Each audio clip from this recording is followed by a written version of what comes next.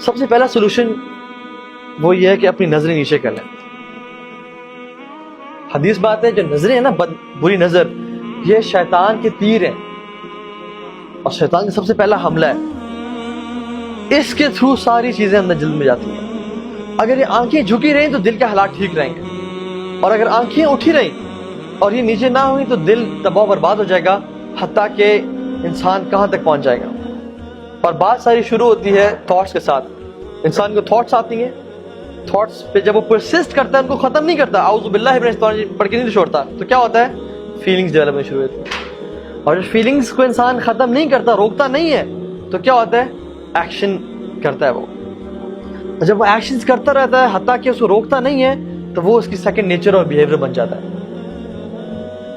یہ ایک سائیکل ہے جس کو ہم کرتے ہیں. اگر ہم تھاٹس سے ہی رک جائیں, جو شیطان نے وسوسہ دیا کہ اس شخص کو, اس عورت کو دیکھو, یہ وہ جو عورت ہے کتنی وہ آئی تھنک تمہارے بارے میں انٹرسٹڈ ہے اور she is an easy prey for you, یا تم اس کے بارے میں ایسا کہ اس کو ٹیکسٹ کرو. یہیں سے اگر انسان نہیں روکے گا تو کیا ہو جائے گا, حتیٰ کہ وہ ایک ایسی بری عادت میں ڈل جائے گا کہ جہاں پہ اس کے نکلنا بہت مشکل ہو جائے گا, وہ پھنس جائے گا.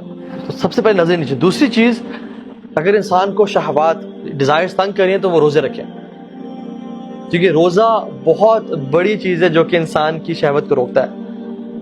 ٹھیک ہے. تیسری چیز شادی, اس کا ایک بہت بڑا علاج ہے.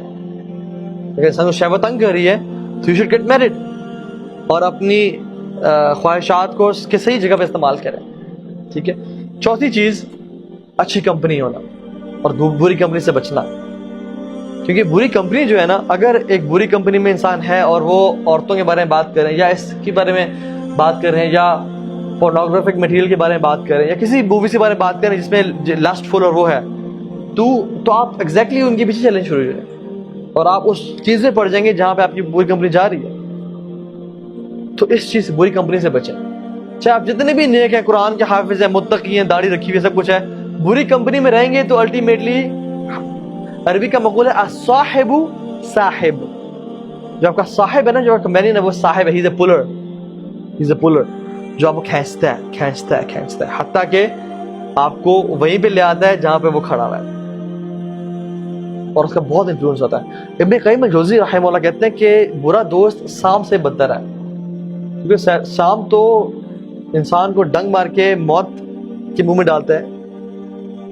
برا دوست جو ہے نا, وہ اگر آپ اس کے ساتھ رہیں, وہ آپ کو گناہوں میں انوالو کر کے آپ کو موت کے منہ میں نہیں, قبر میں نہیں, بلکہ جہنم میں ڈال دیتا ہے. اور پھر ابن قیم کہتے ہیں کہ برا دوست شیطان سے ہی بدتر ہے, کیونکہ شیطان تو آپ کو آتا ہے اور کان میں وسوسے کرتا ہے کہ یہ کام کرو, فلاں کام کرو.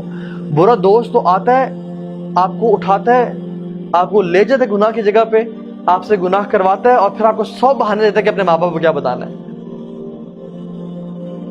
تو آپ کو جو ہے نا اللہ تعالیٰ سے دور کر رہا ہے. شیطان تو آپ کو صرف وسوسے دے رہا ہے, لیکن برا دوست آپ کو اٹھا کے لے جاتا ہے, آپ کو فائنانس بھی کرتا ہے, آپ کو گاڑی پہ اٹھا کے لے گیا, گناہ کروایا, پھر واپس آ کے چھوڑ دیا اس نے, اور پھر مشورے دے کے کیا کرنا ہے. تو یہ چیز ہے, بری کمپنی سے بچیں ہر حالت میں. اسی طرح سے وہ کہتے ہیں کہ an empty mind is devil's workshop. اپنے آپ کو مصروف رکھیں, مصروف رکھیں, فری ٹائم نہ گزاریں بالکل بھی نہیں. آپ کو پتہ ہے کہ میں عصر سے مغرب فری ہوتا ہوں, جم جوائن کر لیں, جاگنگ پہ چلے جائیں, سائیکلنگ کرنا شروع کر دیں, سوئمنگ کر لیں, کوئی اچھے کام کریں, اکیلے مت رہیں. کیونکہ ہمیں پتہ ہے کہ دن کا کچھ ٹائم ہوتا ہے جب فار ایگزامپل بندہ گھر پہنچا اور ماں باپ بھی نہیں ہے, گھر خالی ہے, تو انسان وہ ٹائم ہوتا ہے جب شیطان سب سے زیادہ حملہ کرتا ہے انسان پہ. تو اس ٹائم میں اپنے آپ کو بزی رکھیں. Maybe call a friend, maybe go out, اور ڈیلیبریٹلی کوشش کریں کہ میں نے گھر سے نکلنا ہے یا میں نے جم جانا ہے. آپ کو کوئی آگے اٹھا کے نہیں لے جائے گا اس چیز سے, آپ نے خود ایفرٹ کرنی ہے. فزیکل ایکسرشن کریں, اپنے آپ کو بزی رکھیں. انسان جب فارغ ہوتا ہے نا, پھر وہ ڈیولز ورکشاپ ہے, پھر وہ مزید گناہوں میں چلتا رہتا ہے. الا ما رحم ربی, جو لوگ اللہ کے خالص بندے ہیں, جو نیکیوں میں اپنا ٹائم گزارتے ہیں. مے بی آپ اس ٹائم کو آئیڈینٹیفائی کریں, یہ ٹائم ہے جہاں پہ میں سب سے زیادہ گناہوں میں انوالو ہو سکتا ہوں.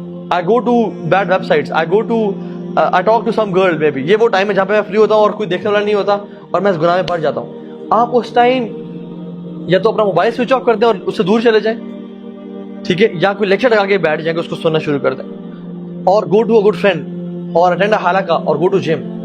تو آئیڈینٹیفائی کریں, کانشیس ایفرٹ کریں انشاءاللہ, اور جان لیں کہ جو موبائل فون ہے نا, this can make you or break you, this can make you or break you. اگر آپ نے اسے کنٹرول نہ کیا, یہ آپ کو کنٹرول کرے گا. اور ایسا برا کنٹرول کرے گا کہ آپ کی زندگی تباہ ہو جائے گی اور آپ کو بعد میں پتہ چلے گا کہ زندگی تباہ کر دی میں نے, اور آپ کا ٹائم ضائع ہو جائے گا, اور حتیٰ کہ جو آپ کچھ کر سکتے تھے اس ایج میں, اس ٹائم میں, وہ آپ کے پاس کچھ بھی نہیں بچے گا. تو اس کو ڈسپلن کریں انشاءاللہ.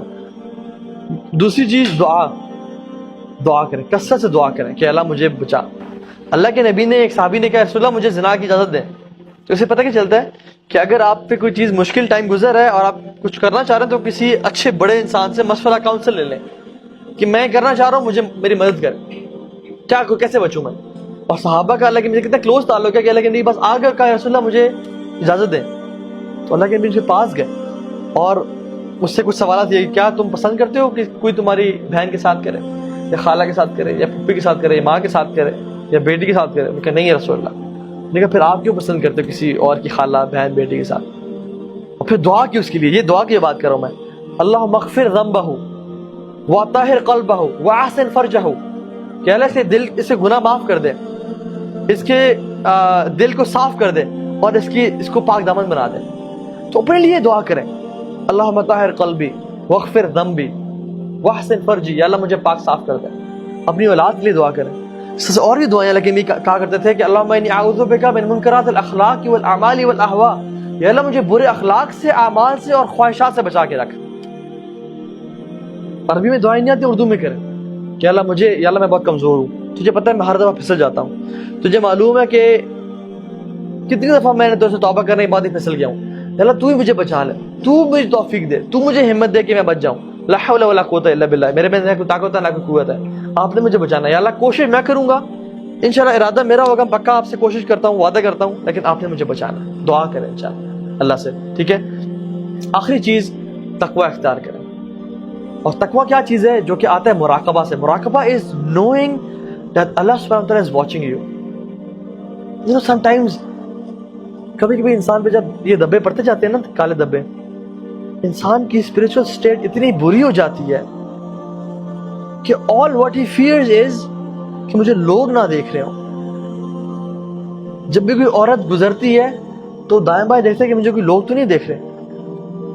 اللہ کا خوف ہی دل سے نکل جاتا ہے, اور اس کو صرف خوف ہے کہ مجھے لوگ نہ دیکھ رہے ہوں. اگر کوئی انسان نہیں ہے تو میں جی بھر کے پھر اس عورت کو دیکھ لوں. استغفر اللہ. What a pathetic spiritual state this is. انسان اللہ سے کوئی خوف نہیں اور لوگوں کا خوف اس کے دل میں ہے. جو رب اس سے سانس دے رہا ہے, جس رب نے اس کی ٹانگوں میں طاقت دی ہوئی ہے, جس سے وہ کھڑا ہوا ہے, اس کا خوف نہیں ہے. لیکن لوگوں کا خوف جنہوں نے کچھ بھی نہیں دینا اسے, اور جو مشکل وقت میں چھوڑ کے چلے جانے والے ہیں. اور سبحان اللہ, انسان کتنا ناشکرا ہے کہ جب وہ اکیلے کمرے میں کنڈی لگا کے اندھیرے میں گناہ کر رہا ہوتا ہے, اور اس کا رب رحمان اسے دیکھ رہا ہے اور جانتا ہے کہ میرے خلاف جا رہا ہے, لیکن سٹل وہ اسے آکسیجن دیتے کہ تم سانس لے لو. سٹل وہ اسے, اس کی آنکھوں میں جو جس آنکھوں سے وہ گناہ کر رہا ہے, اس کی آنکھوں کی بصارت جو ہے وہ اس کو چھین نہیں لیتا, بلکہ دیکھتا ہے کہ شاید تم پلٹ آؤ, شاید کسی دن تجھے ریئلائز ہو جائے اور تو توبہ کر لے. تو اللہ تعالیٰ ہم سب کو نیک بنائے, متقی بنائے, اور ہم سب کو توفیق دے کہ ہم ہر قسم کے سیکریٹ سن سے اور پبلک سن سے بچیں.